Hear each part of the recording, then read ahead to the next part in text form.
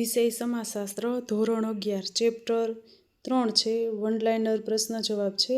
પાઠ્યપુસ્તક પર આધારિત પ્રશ્ન જવાબ છે. એમાં પ્રશ્ન પહેલો છે, કઈ સંસ્થા બાળકના જન્મ, રક્ષણ, પોષણ અને સંસ્કાર સિંચન માટે ઊભી કરેલી વ્યવસ્થા છે? જવાબ છે કુટુંબ વ્યવસ્થા. પ્રશ્ન બીજો છે, માનવ સમાજ અને શરીરની તુલના કોણે કરી? જવાબ છે હર્બર્ટ સ્પેન્સર.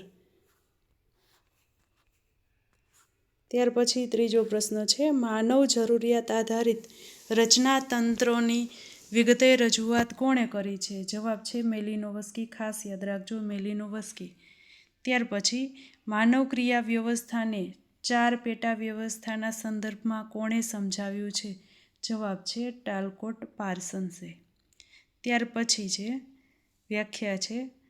પાંચમો પ્રશ્ન, સામાજિક વ્યવસ્થા એટલે એકબીજા સાથે કાર્યાત્મક સંબંધોમાં આવેલા ભાગો દ્વારા બનેલો એક જટિલ સંકુલ.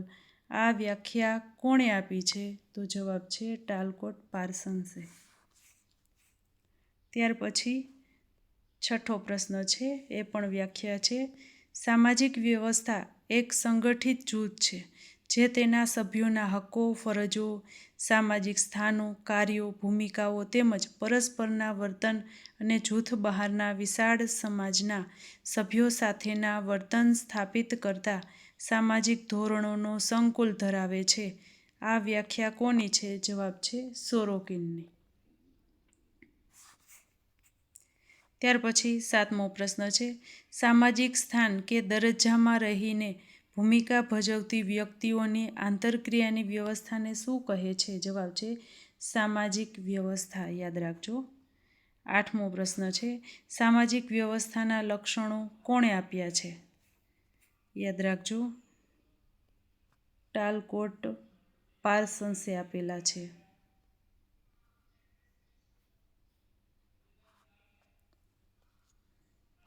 ત્યાર પછી નવમો પ્રશ્ન છે, સામાજિક વ્યવસ્થાના લક્ષણો જણાવો. તો બધા 3 તમારે યાદ રાખવાના છે કે વિવિધ ભાગો વચ્ચે પરસ્પર અવલંબન, સામાજિક વ્યવસ્થામાં સ્થિરતા અને ત્રીજો છે સામાજિક વ્યવસ્થામાં પરિવર્તન. ત્યાર પછી 10મો પ્રશ્ન છે, સામાજિક વ્યવસ્થા બનવા માટે ઓછામાં ઓછા કેટલા સામાજિક એકમોના ભાગોનું જોડાણ હોવું જોઈએ? જવાબ છે 2 ભાગો.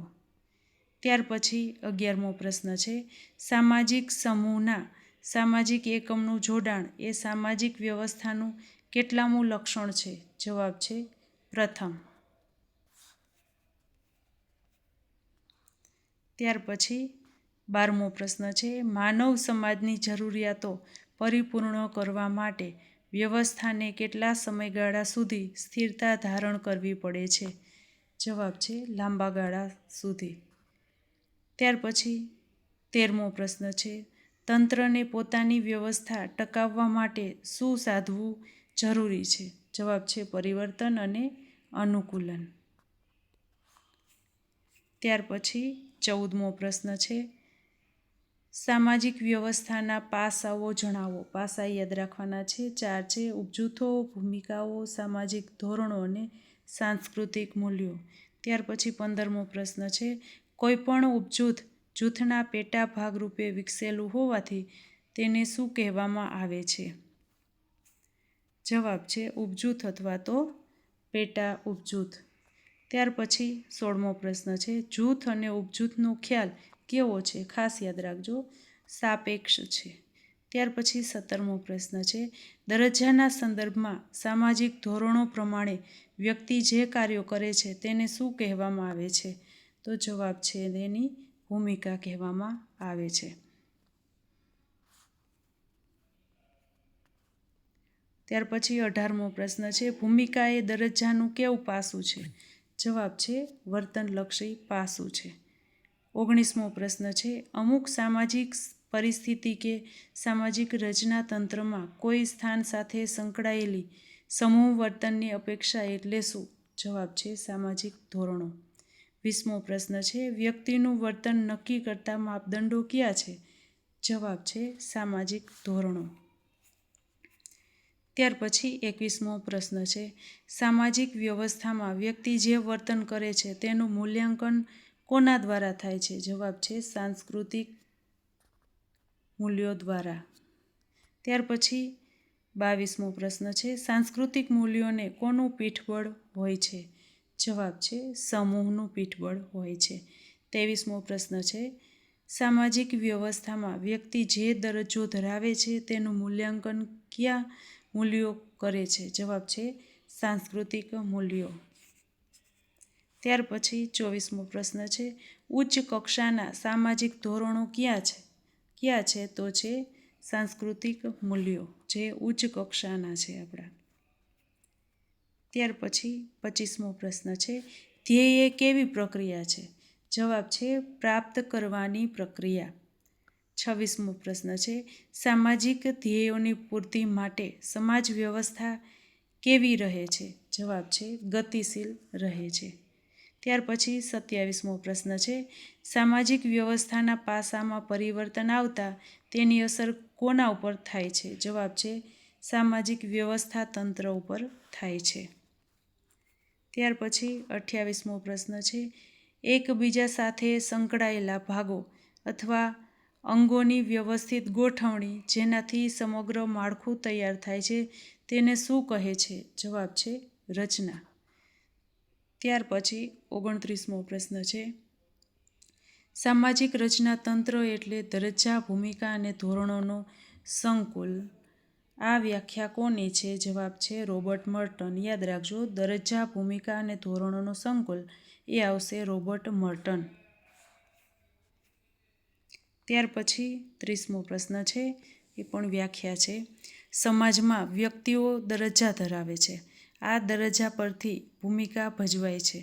આ ભૂમિકાઓ ચોક્કસ સંબંધોને પરિસ્થિતિમાં ભજવાય છે. આ રીતે ભૂમિકાઓ વ્યવસ્થિત સામાજિક સંબંધોની ગૂંથણી તૈયાર કરે છે, જેને સામાજિક રચના કહેવાય છે.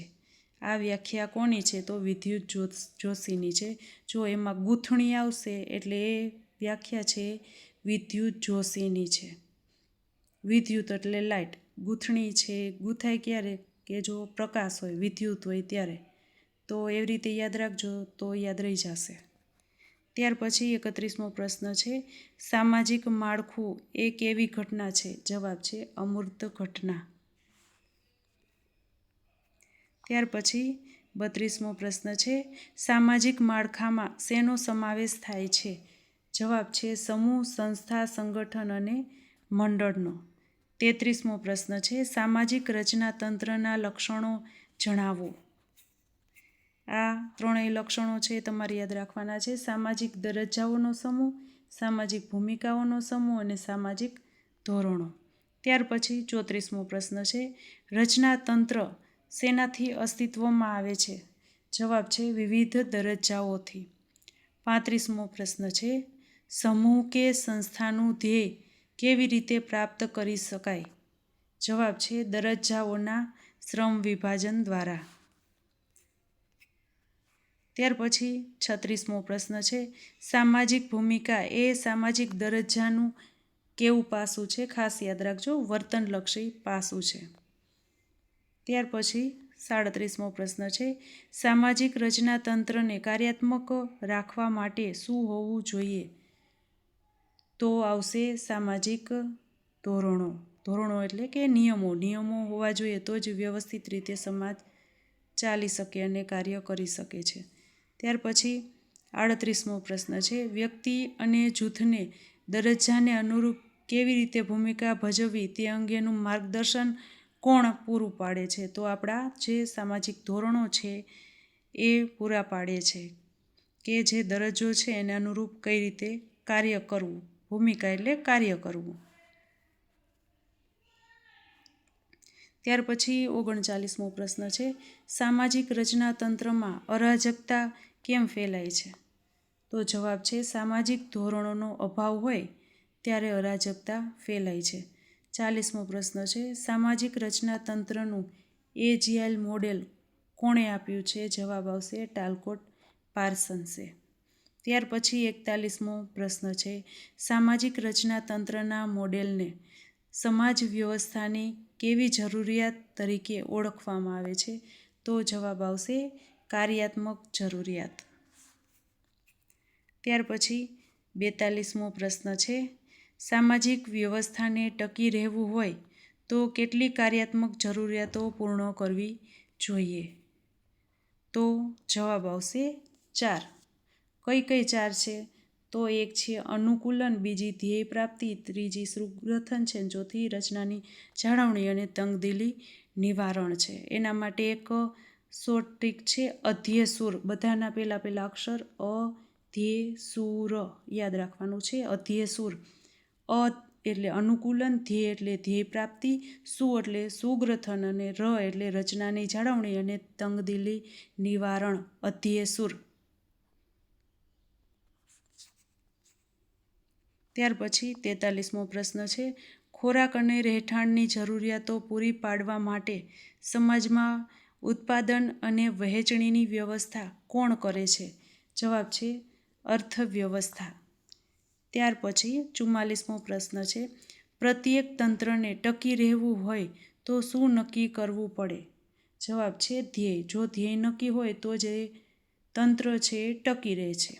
ત્યાર પછી 45મો પ્રશ્ન છે, ધ્યેયોને પ્રાપ્ત કરવા માટે નિર્ણય લેનારી સંસ્થા કઈ છે? તો ખાસ યાદ રાખજો, રાજ્ય વ્યવસ્થા.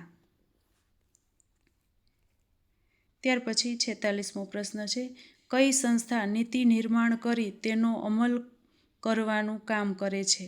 નીતિ નિર્માણ કોણ કરે છે? એટલે કે કાયદાઓ કોણ ઘડે છે? રાજ્ય સંસ્થા. ત્યાર પછી 47મો પ્રશ્ન છે, સામાજિક વ્યવસ્થામાં સુગ્રથન કેવી રીતે જળવાય છે? તો વફાદારી, સહકાર, સંકલન અને કાર્યદક્ષતા દ્વારા જળવાય છે. ત્યાર પછી 48મો પ્રશ્ન છે, રચનાની જાળવણી માટે સમાજના સભ્યોએ દરજ્જાને અનુરૂપ શું ભજવવું જોઈએ? તો દરજ્જાને અનુરૂપ ભૂમિકા ભજવવી જોઈએ. એટલે કે જેવો દરજ્જો છે એવું કાર્ય કરવાનું છે અને કાર્ય એ જ છે ભૂમિકા. એટલે જેવો દરજ્જો છે એવી એની ભૂમિકા છે. ત્યાર પછી 49મો પ્રશ્ન છે, અસરકારક ભૂમિકા ભજવતી વખતે તે વખતે શું ઉત્પન્ન થાય છે? તો જવાબ આવશે તંગદિલી ઉત્પન્ન થાય છે. ત્યાર પછી 50મો પ્રશ્ન છે, આંતરિક તણાવ અને સંઘર્ષનો નિકાલ કઈ સંસ્થા દ્વારા થાય છે? જવાબ આવશે કુટુંબ સંસ્થા દ્વારા. ત્યાર પછી 51મો પ્રશ્ન છે, મહત્વનું ક્રિયાતંત્ર કયું છે? જવાબ આવશે સામાજિકીકરણ. 52મો પ્રશ્ન છે, આંતરિક તણાવ અને સંઘર્ષનો નિકાલ કઈ સંસ્થા દ્વારા થાય છે? જવાબ છે કુટુંબ સંસ્થા દ્વારા થાય છે.